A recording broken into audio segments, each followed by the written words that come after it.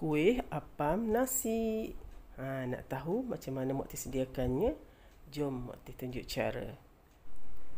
Hai korang, Assalamualaikum. Berjumpa lagi bersama Mak Teh. Okey, kali ini Mak Teh akan kongsikan dengan anda resipi yang turun-temurun ni, iaitu apam nasi. Dan dalam video ni juga Mak Teh akan kongsikan beberapa tips buat apam nasi ni supaya menjadi. Kuih apam nasi ni memang sedap dimakan dengan kelapa parut. Okey. Kuih ni memang lembut. Kalau buat dia kena dengan cara, dia akan lembut, dan kalau tak kena cara, dia akan terbantat dan keras. Okey, jom Mak Teh tunjuk cara macam mana Mak Teh sediakan kuih apam nasi ni. Ringkas, mudah dan sedap, lembut sangat.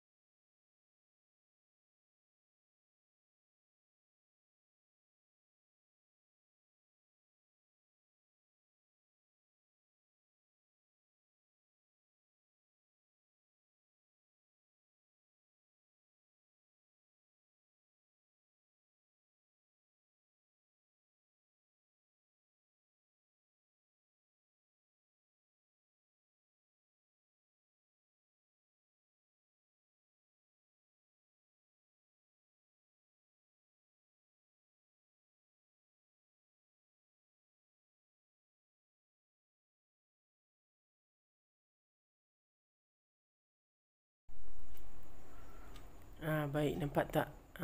Dalam tu Mak Teh buka tu, kuih apam ni nampak memang lembut, betul-betul lembut dan memang sedap lah. Okey.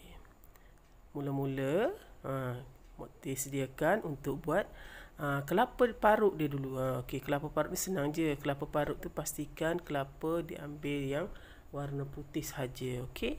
Lepas tu campurkan dengan sedikit garam, gaul-gaul dan boleh kukus. Okey, ni Mak Teh kukus. Okey, tutup, kukus sekejap je, dalam 5 minit ke 6 minit lebih kurang macam tu lah. Okey, dah siap. Okey, rata-ratakan lah. Hilangkan uap-uap panas dia tu kan. Okey. Okey. Ini tujuan tips untuk kelapa ni tahan lama, lebih lama, tak cepat basi. Ini adalah tips kelapa supaya tidak cepat basi, nak kena kukus terlebih dahulu dan campur sedikit garam. Okey, baik. Kita fokus pada buat yeast dia dulu. Sedikit air suam, 1 sudu yeast, 1 sudu gula. Baik, nampak, sediakan sedikit air, sedikit saja tau. Ini tujuan dan tips bagaimana kita nak tahu yeast tu, bahawa yeast tu aktif ataupun tidak aktif. Kenapa kadang-kadang kita buat kuih apam ni, apam kita terbantat dan tak naik, tak gebu. Itulah sebenarnya kadang-kadang yeast tu tak aktif. Jadi kita nak tahu macam mana yeast tu aktif, kita kena buat cara macam ni lah. Campur sedikit air, 1 sudu yeast dan 1 sudu gula. Okey, air tu pastikan air suam lah. Dia cepat sikit naik. Okey. Okey, kita fokus pula pada buat apam. Okey. 1 mangkuk nasi, 1 mangkuk gandum, 1 mangkuk tepung beras, 1 setengah air, setengah mangkuk gula, 2 sudu ataupun 3 sudu minyak masak, sedikit pewarna hijau, sedikit pewarna merah, sedikit minyak untuk sapu pada acuan.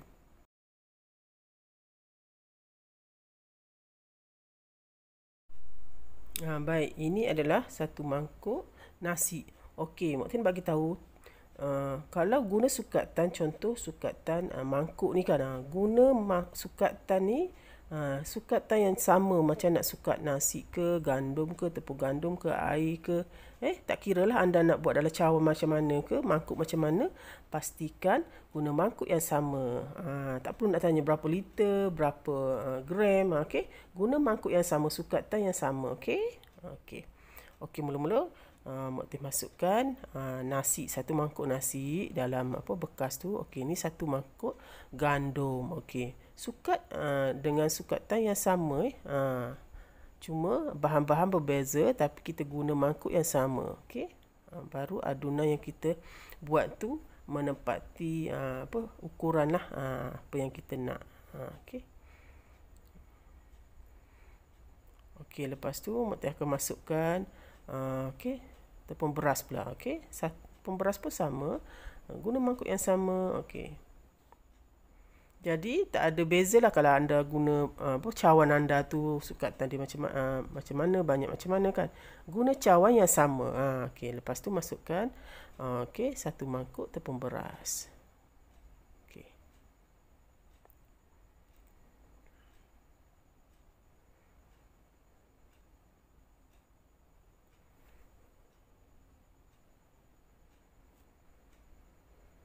Okey, dah masukkan tepung beras. Okey, lepas tu kita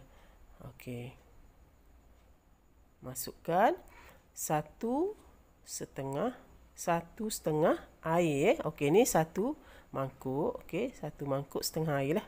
Okey, ni setengah. Faham okey, mangkuk yang sama juga guna.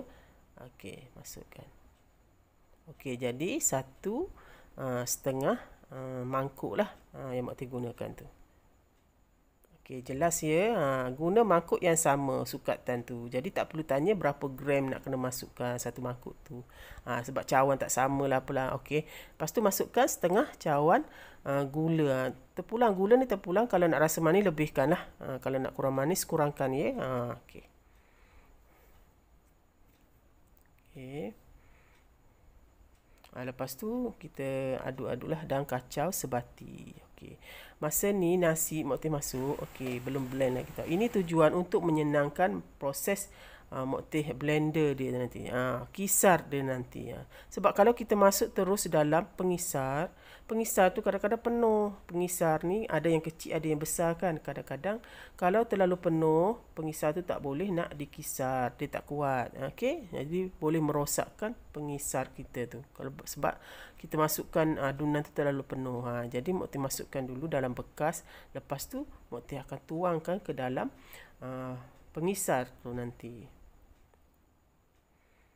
Okey, lepas tu campurkan lebih kurang 2 sudu minyak masak ataupun 3 sudu. Terpulanglah, boleh juga 3 sudu ke 2 sudu ke boleh juga.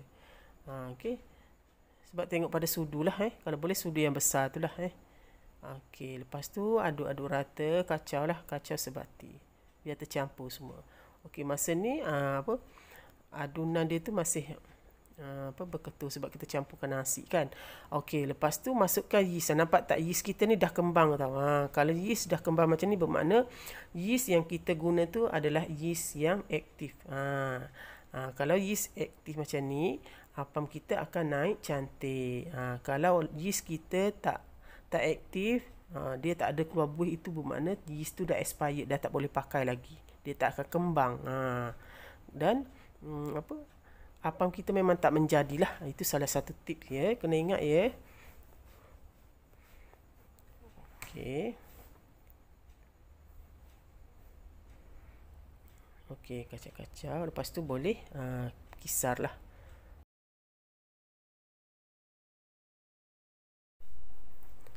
Baik, ini tips juga untuk menjaga blender kita ataupun pengisar ni. Jangan taruh atau blend apa-apalah kan.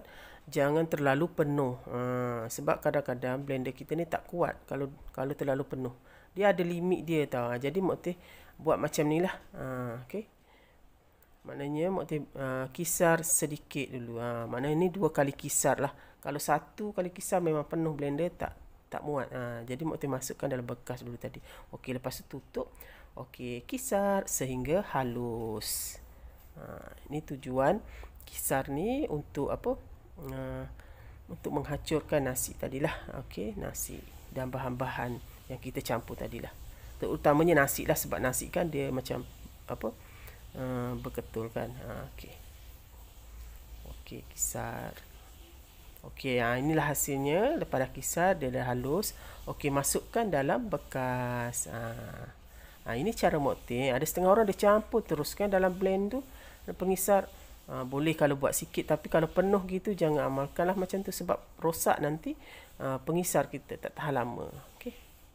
Kalau boleh sikit demi sedikit lah. Okey.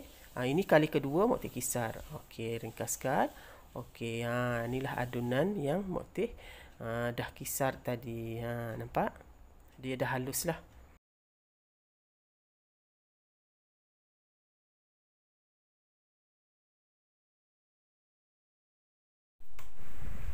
Baik, ini proses untuk mewarnakan kuih apam ni. Okey.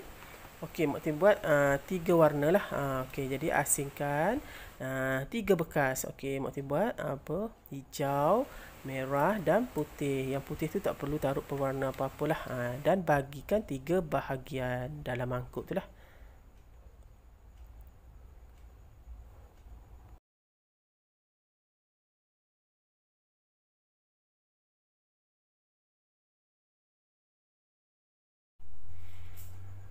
Okey, baik. Okey. Adunan tu masukkan ke dalam 3 bekas tersebut sehingga habislah macam biasalah ya. Okey, lepas tu kita boleh warnakan dia.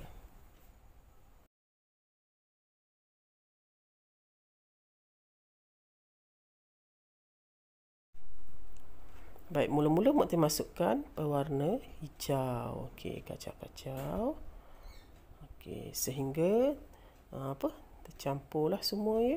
Maknanya warna tu ratalah, rata kehijauan dia tu. Kan? Okey, kacau-kacau. Cantik kan color dia? Itulah warna hijaunya, macam hijau pucuk pisang macam tu kan. Okey, nampak dah tercampur semua. Dah sebati dah. Color dia pun dah cantik, warna hijau tu. Hijau pucuk pisang. Nampak kan?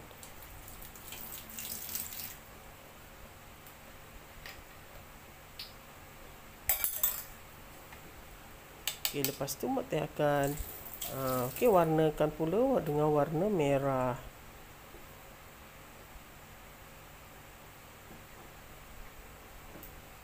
Okey, nampak.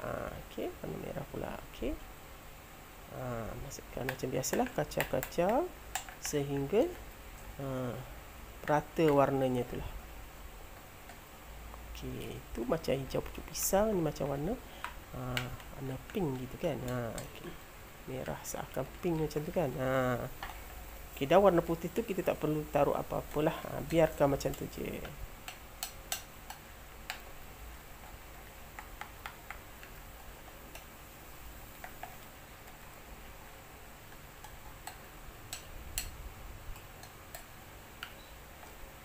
Okay, nampaknya dah sebati warnanya tu.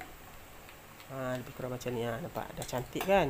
Okey, lepas ni kita boleh ready lah. Okey, okey, selepas kita dah color dia, dah warnakan dia ni, jangan terus ni salah satu tips juga, jangan terus kukus. Okey, tunggu dalam setengah jam ataupun 1 jam biar adunan tu naik sikit.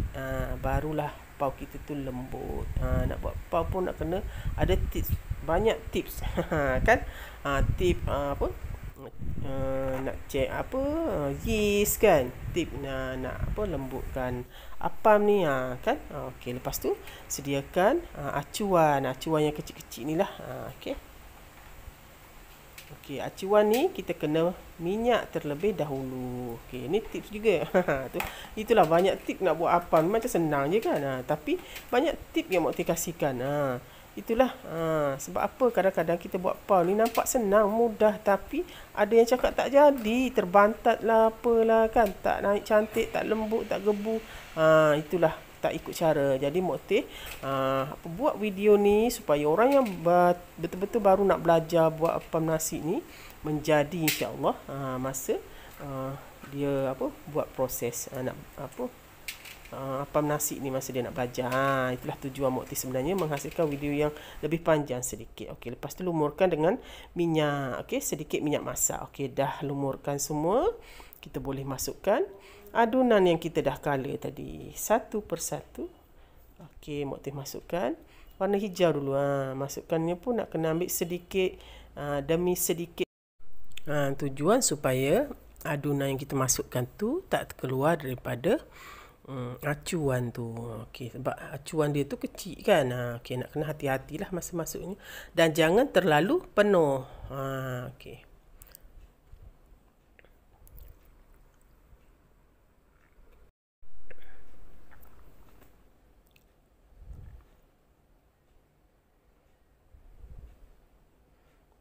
Okey, masukkan pula warna merah dan buatlah sehingga habis ya. Okey, ni Mok Teh tunjuk contoh, nanti anda ikut ya.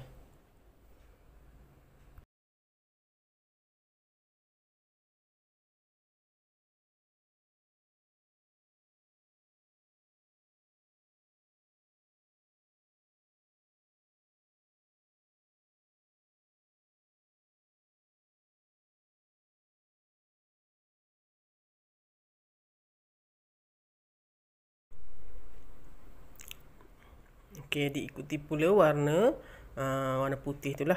Okey, putih tu memang tak taruh pewarna apa-apalah. Okey. Buatlah sehingga habis.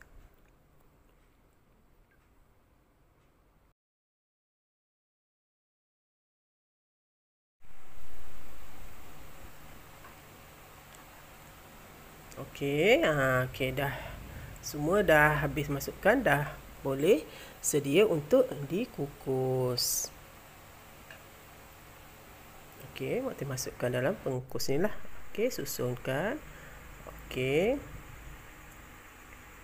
Lepas tu alas. Pastikan ni juga tips ni.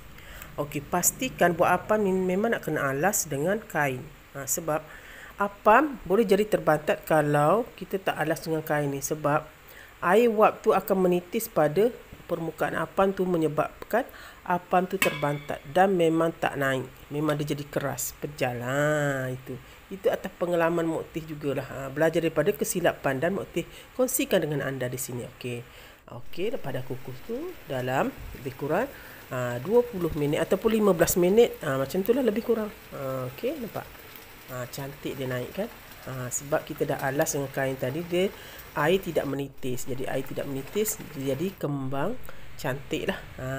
Inilah hasil yang dah siap Mok Teh. Kukus. Okey, ambil satu persatu lah dengan penyepit panas kan masa ni. Okey. Lepas tu keluarkan, sejukkan. Okey ni. Okey, Mok Teh sejukkan seketika. Nanti dia dah hangat-hangat, dah boleh keluarkan daripada acuan tu. Dia jadi senang sebab kita dah taruh minyak tadi kan, nak keluar pun senang. Okey, nampak ni Mok Teh tunjuk contoh ya. Nampak? Tekan macam gitu pun dia dah macam rekah. Dah boleh keluar dah, nampak? Senang. Senang bukan? Lembut dan menjadi appam yang Mok Teh kongsikan ni tahu. Anda kena ikut cara Mok Teh ni, insya-Allah jadi. Nampak senang, senang je buat appam. Faham pun senang. Ya, tapi kalau tak tahu memang tak jadi kalau tak tahu cara-cara dia.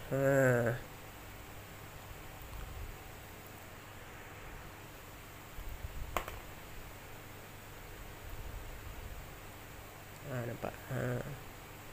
Kalau minyak dia kita sapu pada acuan tu memang rata, dia tak melekat. Tapi kalau tak rata tu dia akan melekat sedikit lah. Tapi tak apa, biarkan dia sejuk, boleh keluarkan juga. Okey.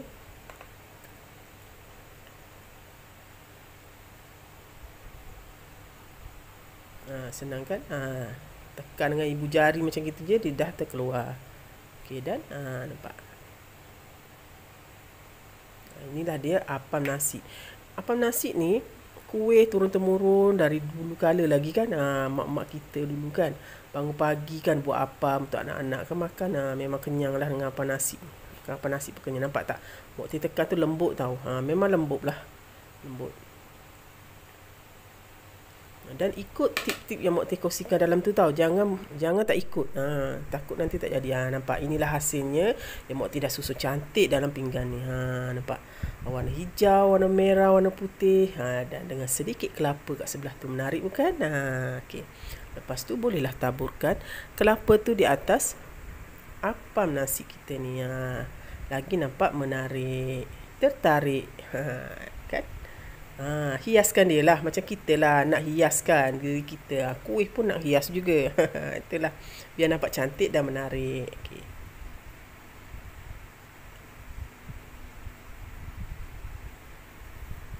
Okay. Inilah perkongsian Mok Teh untuk kali ini. Okay. Okay, nampak. Lepas tu Mok Teh ambil kelapa tu. Taburkanlah di atas permukaan apam kita tu. Apam nasi. Nampak lebih menarik. Tara. Okay. Cantik bukan? Berserilah sikit. Inilah hasil bertukar rumus kat dapur. Okay. Pagi ni buat apam nasi ni. Okay. InsyaAllah anda kat luar sana boleh try buat cara Mok Teh ni. InsyaAllah menjadi. Okay. Ingat ya, buat apa ni nampak senang. Tapi sebenarnya kalau tak tahu cara dan tips dia, memang apam kita tak menjadi. Okay. Okay. Mok Teh harap anda dapat dengan perkongsian Mok Teh ni ya. Okey. Moga perkongsian Mok Teh ni bermanfaat untuk anda semua. Okey, sampai di sini dulu. InsyaAllah Mok Teh akan kongsikan lagi dengan resipi-resipi yang menarik lagi. Bye. Assalamualaikum.